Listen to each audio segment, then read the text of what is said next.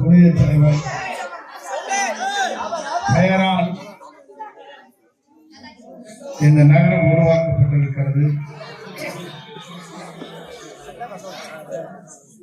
நீங்கள் என்றைக்குமே 1972 புரட்சி தலைவர் எம்ஜிஆருடைய வழியிலே வந்தவர் என்பதை நான் அறிவேன். இன்று வரையிலும்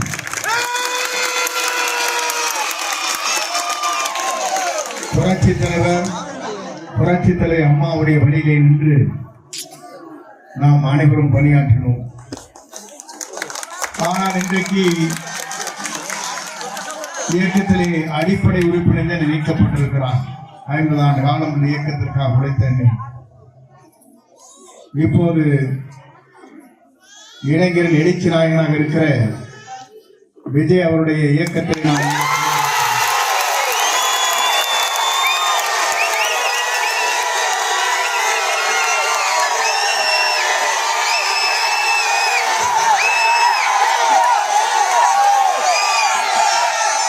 எப்படி புரட்சித் தலைவரோடு இணைந்து பணியாற்றினோம்.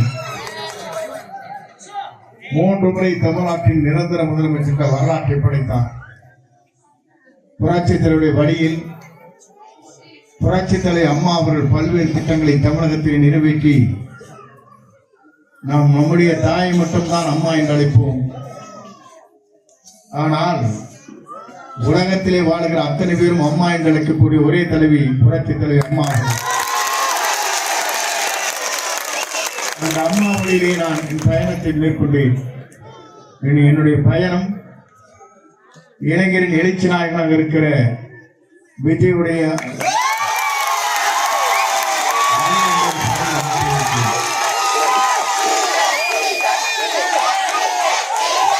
எல்லோரும் நினைத்தார்கள்.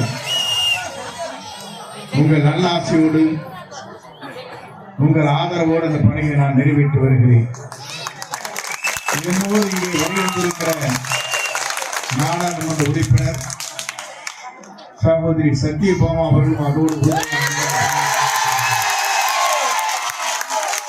உங்கள் உள்ளங்களிலே வாழ்ந்து கொண்டிருக்கிற தம்பி அவர்களும்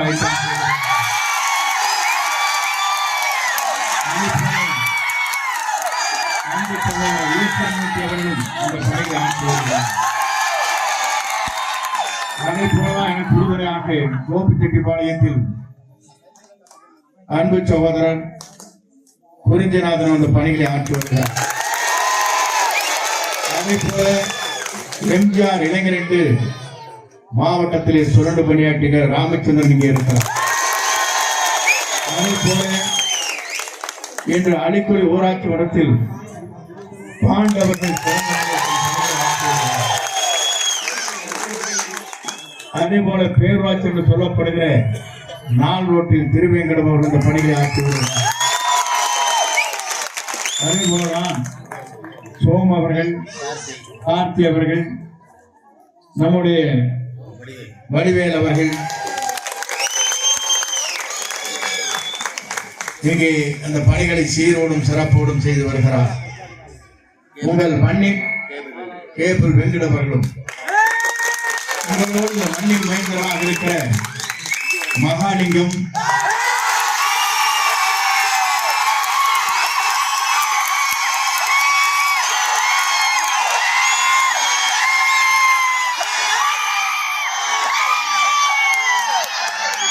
மகேஷ்,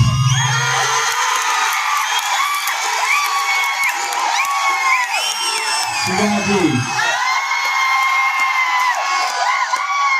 கொட்டுக்காடு ராமசாமி, ரத்தினம், செல்வராஜ்,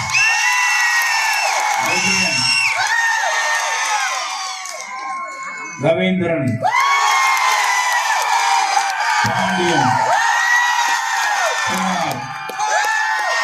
சந்திரன், அசோகன், வாரியப்பன், நம்முடைய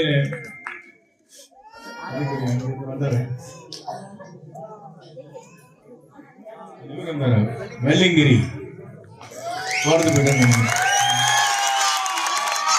பக்கத்தில் இருக்கிறவர் எல்லோரும் இன்று ஒருமனதாக நாளை ஆட்சி மாற்றத்தை நாம் எதிர்பார்த்துக் கொண்டிருக்கிறோம்.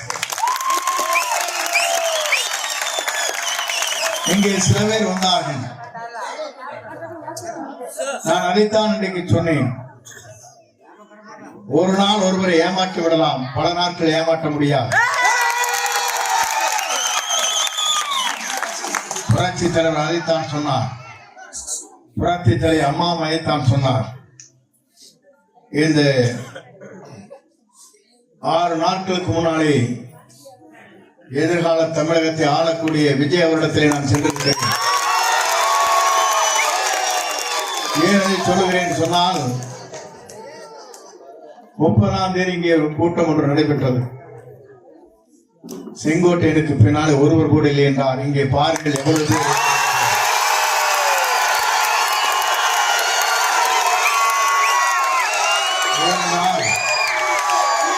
நான் உங்களோடு இருக்குவன்.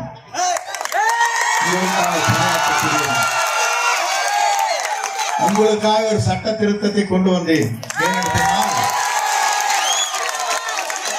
8ஆம் வகுப்பு முடித்திருந்தால் மட்டும்தான் லைசன்ஸ். இது உங்களுக்கு கொண்டு வந்த திட்டம். இன்றைக்கு தமிழகத்திலே மட்டும் இந்தியாவில் நீங்கள் 73 பேர்களுக்காக கொண்டு வந்த திட்டம் 1 லட்சம் பேர் இன்றைக்கு தமிழ்நாட்டில்.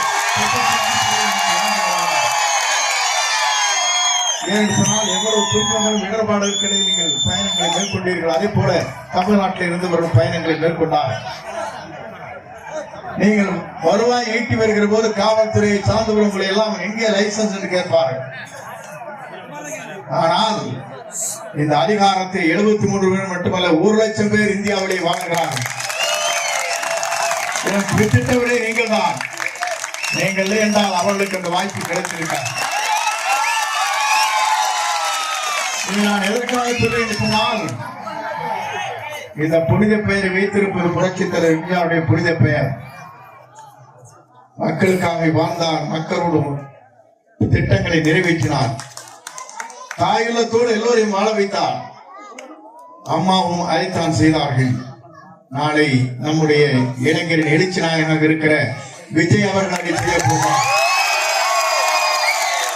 நான் எதற்காக இதை சொல்கிறேன் சொன்னால், எல்லோரும் நினைத்தார்கள் என்னை இந்த இயக்கத்தில் இருந்து நீக்குவது மட்டுமல்ல, இந்த இயக்கத்திலே மட்டுமல்ல உங்களுக்கு உழைப்பதை இருந்து என்னை அந்த இடத்திலே இடர்பாடுகளை உருவாக்க வேண்டும் சில பேர் கனவு கண்டார்கள். இனி செங்கோட்டையின் மேலே வர முடியாது என்று நினைத்தார்கள். அன்றைக்கு கூடிய கூட்டம் 5000 பேரை கூட்டுவதற்கு 1 கோடி ரூபாய் செலவு. ஆனால் 1 ரூபாய் கூட செலவு செய்யாமல் இன்றைக்கு 5000 பேர் இங்க இருக்கிறீர்கள்.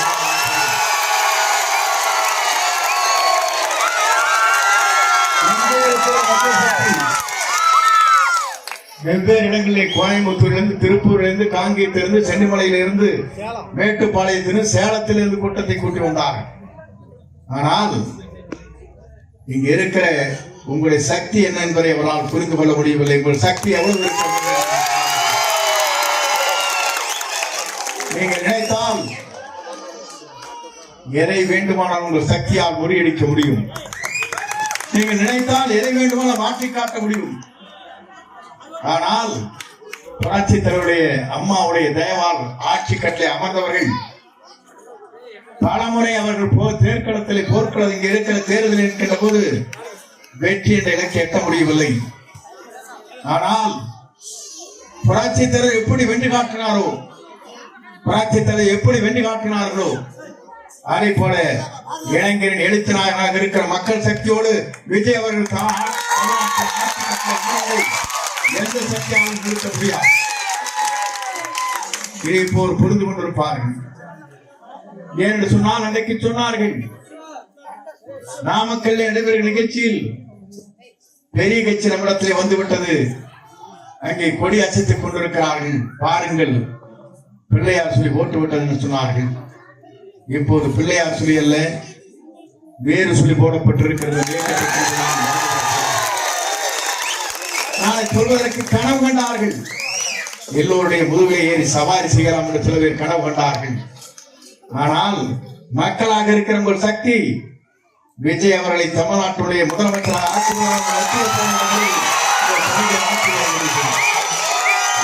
சக்திக்கு மேலே யாரும் தடை போட்டு நிறுத்த முடியாது.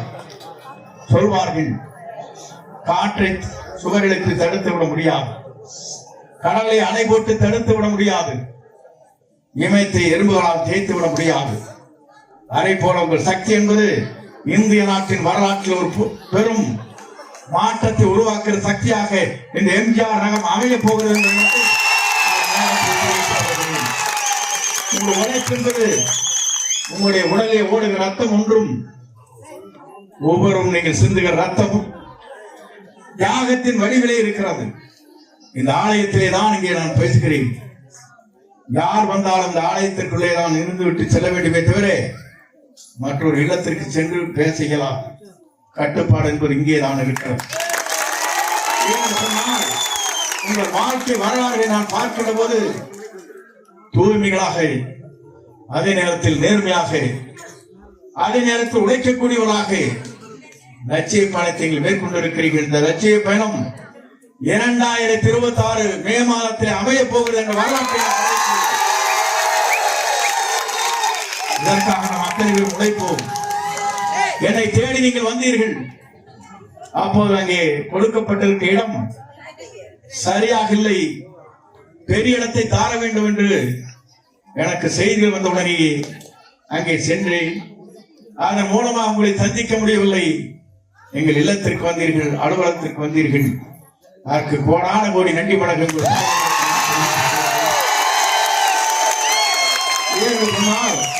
அப்போதே இங்க இருக்கிற எல்லோரிடத்தில் நான் சொன்னேன், நீங்கள் வராதீர்கள், உங்களை நாடி நான் வருகிறேன் என்று சொன்னேன்.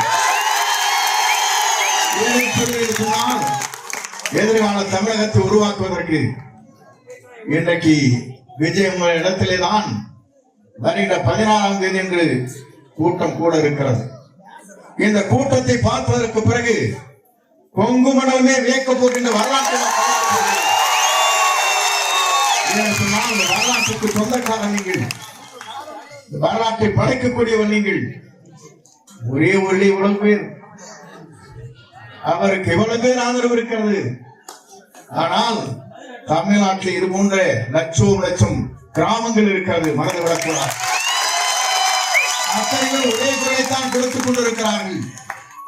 இருக்கிற குழந்தையை கேட்டால் சொல்லுகிறது தாயிடத்திலும் தந்தையிடத்திலும், இந்த முறை விஜய்க்குத்தான் ஓட்டு போட வேண்டும்.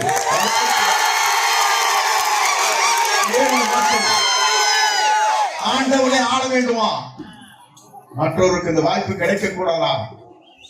ஏன் அவர் ஆட்சிக்கு வரக்கூடாது? நல்லாட்சி தமிழகத்தை நடத்துவதற்கு ஒரு புதிய முகத்தை தேடிக் கொண்டிருந்தீர்கள், கிடைத்து விட்டார். எல்லோரும் நினைத்தார்கள் கடலில் நம்மை தள்ளிவிட்டதாக சொன்னார்கள். நான் கப்பலில் ஏறி வந்து விஜயை கண்டு சந்து கொண்டிருக்கிறேன். நீங்கள் என்னை யாராலும் சாய்த்து விட முடியாது. சாய்க்க நினைத்தவர்கள் சாய்ந்து போவார் என்பதை மட்டும் கவலைப்பட தேவையில்லை. அதைத்தான் நான் இன்றைக்கு சொன்னேன். நான் என்று ஒருவன் நினைத்தால் ஆண்டவன் தான் என்று காட்டி விடுவான் என்று அன்றைக்கு சொன்னேன். ஆண்டவன் இங்கே இருக்கிறார். ஆளப்போவது விஜயதான்.